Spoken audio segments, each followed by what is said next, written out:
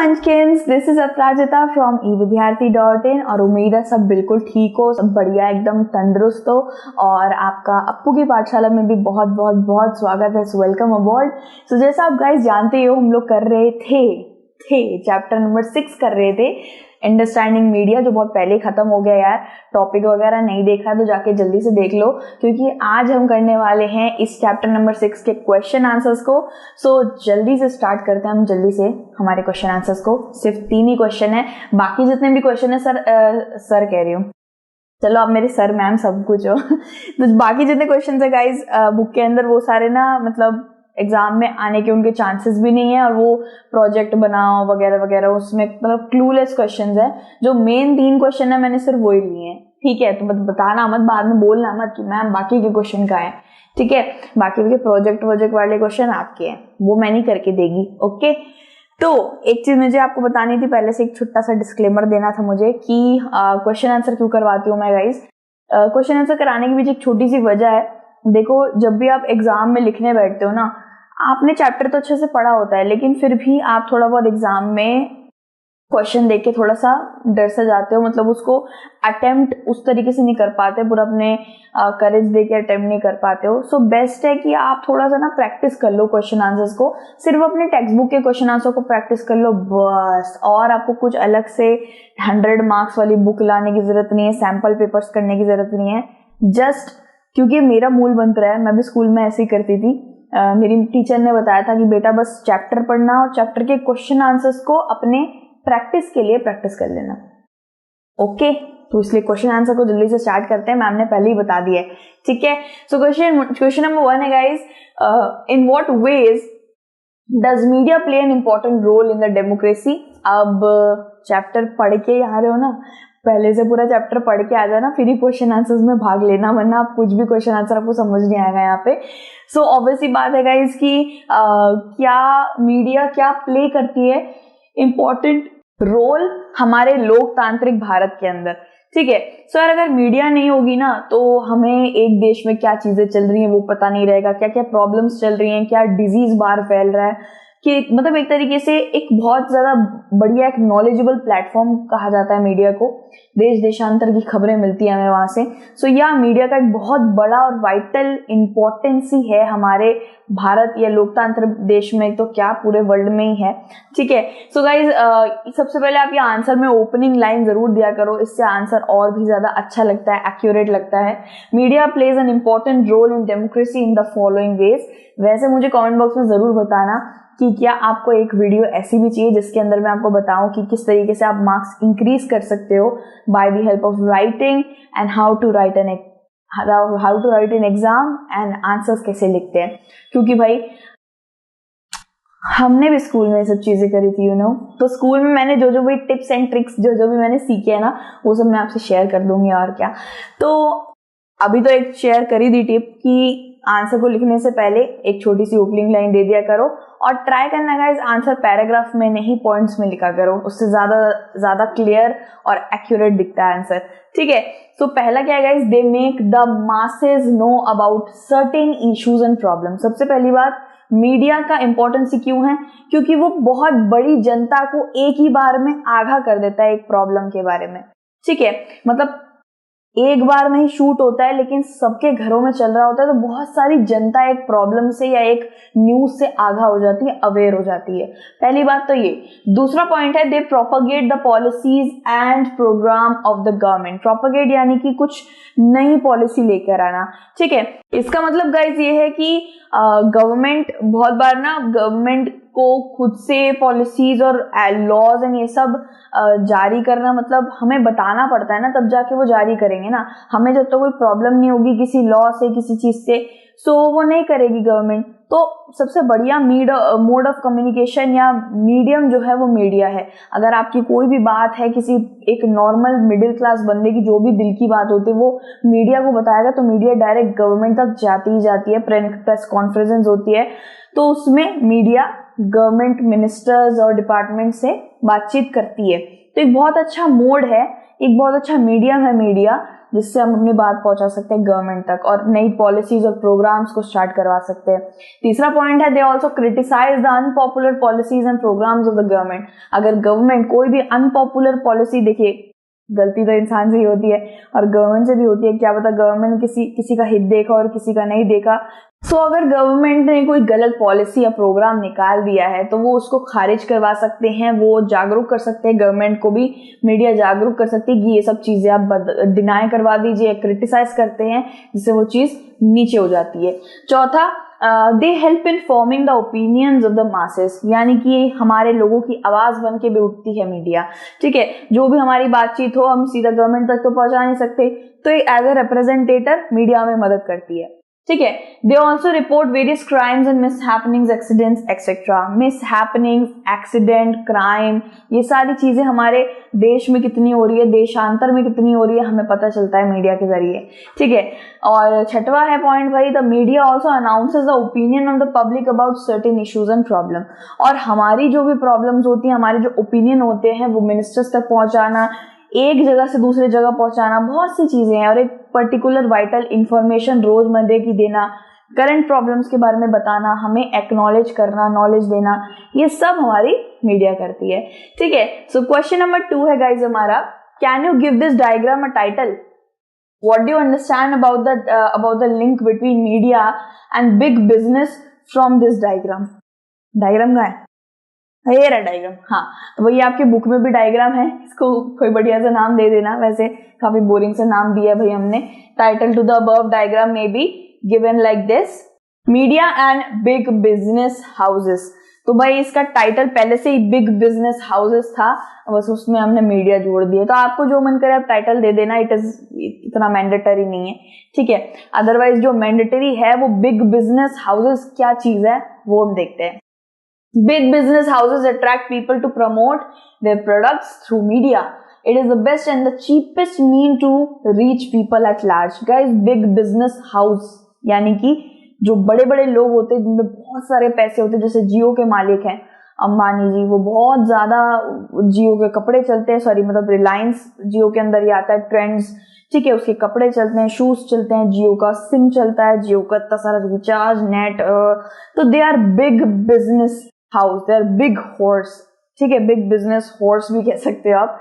सो ये क्या करते हैं गाइस, ऑब्वियसली बात है यार, अमीर कितने भी हो गए हो लेकिन ट्राई तो करते हैं ना पैसे बचाने का, तभी तो आज अंबानी है, तभी तो आज इतने ज्यादा रिच होके बैठे हैं।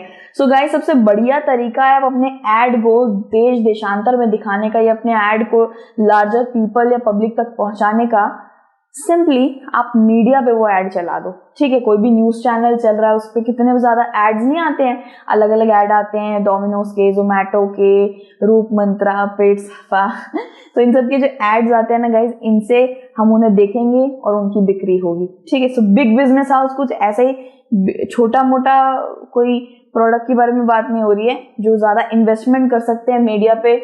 ठीक है, उनकी बात करें, जैसे जियो काफी ज्यादा महंगा बिग बिजनेस हाउस कहलाता है, मतलब काफी ज्यादा महंगा, ये एक प्रोडक्ट तो नहीं है, मतलब कंपनी है।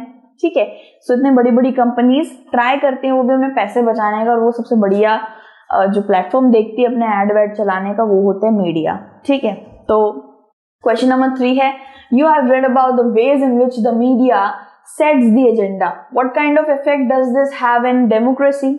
Okay, so provide 2 example to support your point of view. तो यहाँ पे क्या दे रखा है गाइस, इतना लंबा चौड़ा जब भी आपके पास क्वेश्चन आए ना, आप उसको तोड़ तोड़ के पढ़ो, जैसे हम अभी पढ़ने वाले हैं। So you have read about the way, जैसे हमने पढ़ा है कि मीडिया अपना एजेंडा सेट करती है, जिसमें भी उसको सबसे ज्यादा टीआरपी मिलने वाली चीज होती है, कोई ऐसी स्टोरी जो इंटरेस्टिंग लग रही है, लोग ज्यादा देखेंगे, तो वहां वो अपना एजेंडा सेट कर लेती है कि इस वाली स्टोरी को 3 से 4 दिन चलाना है, इसमें बहुत ज्यादा पैसा आएगा, लोग इसे देखेंगे। तो एजेंडा सेट करना मतलब कि एक पर्टिकुलर स्टोरी को पर अपना दावा मार देना, मतलब कि ये स्टोरी बेस्ट है, इसे चलाते रहो, इसको और खींचते रहो, उस पर डिबेट करते रहो, डिस्कशन करते रहो, ऐसे ही करके। ठीक है, so what kind of effect does this have in democracy? तो ये डेमोक्रेसी पे कैसा इफेक्ट डालता है? 2 यहाँ पे दिखा हुआ है कि 2 एग्जाम्पल से आप इसको सपोर्ट करिए अपने व्यूज से। Media setting an agenda has an impact on democracy by focusing on particular issue the media influences our thoughts and feelings.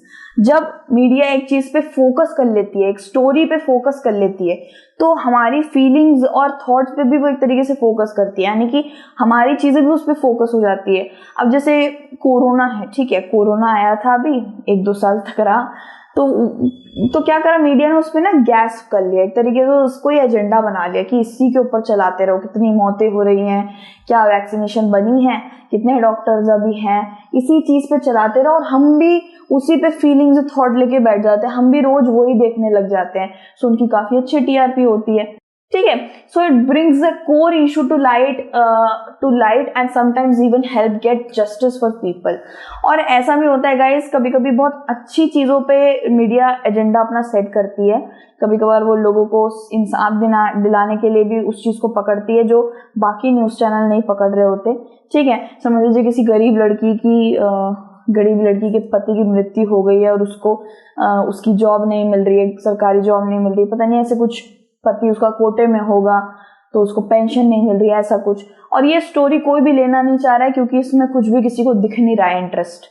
तो कोई ऐसे बहुत से न्यूज चैनल होते हैं जो ऐसे स्टोरीज को चलाते हैं, उनको एजेंडा बना लेते हैं।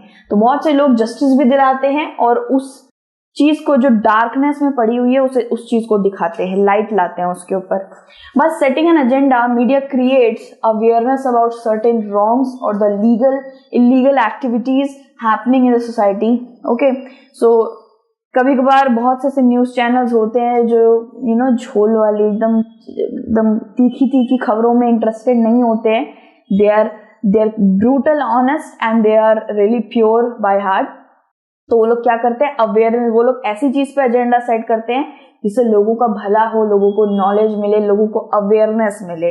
सो सारे न्यूज चैनल्स का अलग अलग एजेंडा होता है गाइस, चेंज होता रहता है। कभी वो एक इंटरेस्टिंग स्टोरी पे अपना एजेंडा सेट कर लेते हैं और कुछ न्यूज चैनल्स होते हैं जो अपने रूल्स वगैरह नहीं तोड़ते हैं, वो यही सोचते हैं कि नहीं, हम अच्छाई के लिए ही करेंगे, जस्टिस के पीछे ही भागेंगे, हमें कोई माल मसाला नहीं चाहिए। तो सबके एजेंडा सारे न्यूज चैनल्स के सेट अलग अलग रहते हैं।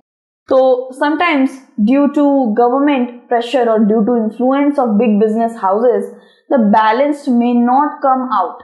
अब गाइज कभी कभी ऐसा भी होता है कि बोला जाता है कि मीडिया काफी ज्यादा इंडिपेंडेंट है, फ्रीडम वाली है। कभी कभी ऐसा वक्त भी आता है जब मीडिया भी थोड़ी सी किसी के चंगुल में आ जाती है, कंट्रोलेंस में आ जाती है। कभी कभी वो गवर्नमेंट के इन्फ्लुएंस में आ जाती है। गवर्नमेंट तो भाई मीडिया से भी, मतलब गवर्नमेंट के पास काफी पावर है, पंगे नहीं ले सकते उससे, वो उनका चैनल खा जाएगी, ठीक है। सो गवर्नमेंट भाई कभी कभार प्रेशर बनाती है, कभी कभार बिग बिजनेस हाउसेस भी प्रेशर बनाते हैं। कैसे, समझ लो गाइज, ये जियो वाला ही ले लो, ऐसा कुछ हुआ नहीं, मैं बना के बोल रही हूँ बस, ठीक है।